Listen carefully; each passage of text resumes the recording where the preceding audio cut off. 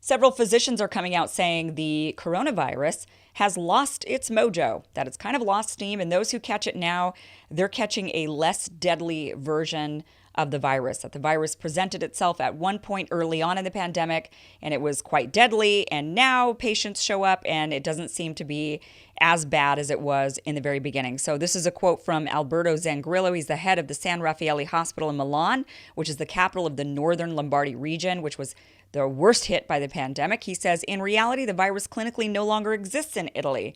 The swabs performed over the past 10 days have showed a viral load that is absolutely infinitesimal in quantitative terms compared to those carried out a month or 2 months ago.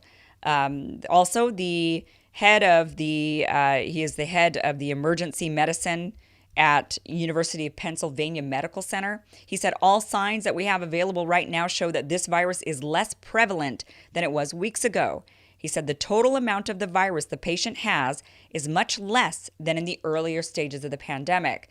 So what these doctors are saying is that in the very beginning, the patients that would show up to the hospitals, when they would test them, they had a lot of virus in their system. There was a strong amount of virus circulating through their bodies.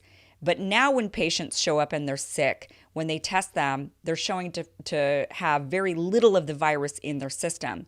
So it seemed like, imagine the virus is a swarm of bees, and the swarm of bees comes at you, and those who are right in the thick of it in the very beginning get attacked by all the bees at once. But then after time, the bees sort of dissipate.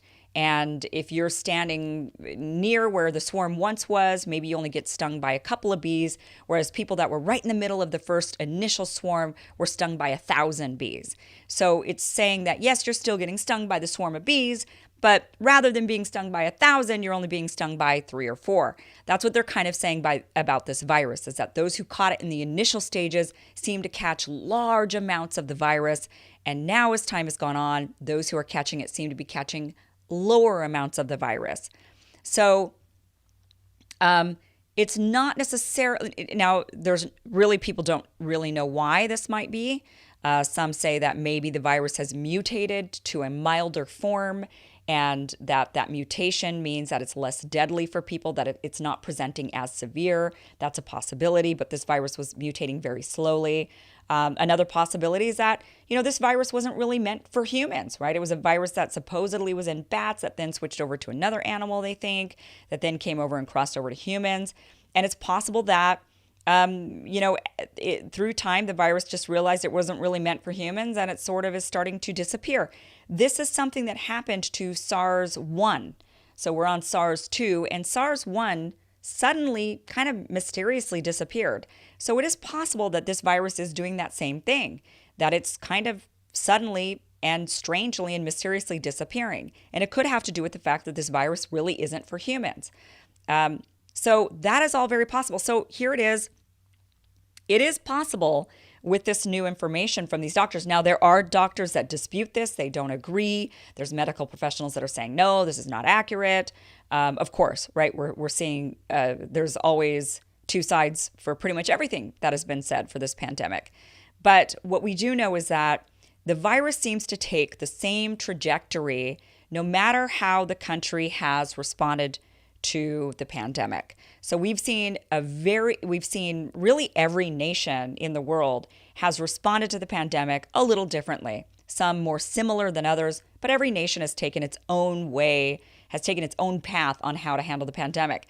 And no matter how they've chosen to attack this issue, whether they chose to shut down completely, whether they chose to go the contact tracing method, whether they chose to kind of do nothing and go with the herd immunity strategy, whether they decided to do sort of a hybrid, which is what the United States did, where we still all have to go to the grocery store and some essential workers can go out there, but we just can't go to certain places.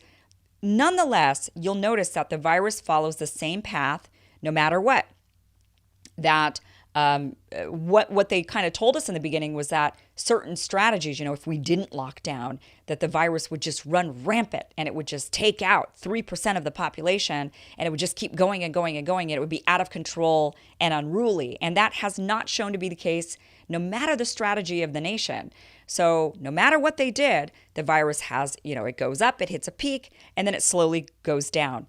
And that's for every nation, no matter what the strategy was. We did not see the doom and gloom or the massive death and destruction, even with the countries that really didn't do lockdowns like Sweden. Sweden should have seen 50 to 100,000 deaths in Sweden. Instead, they're seeing 4 to 5,000.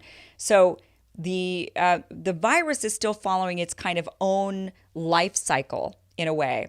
And of course, nations that lock down really effectively, like Wuhan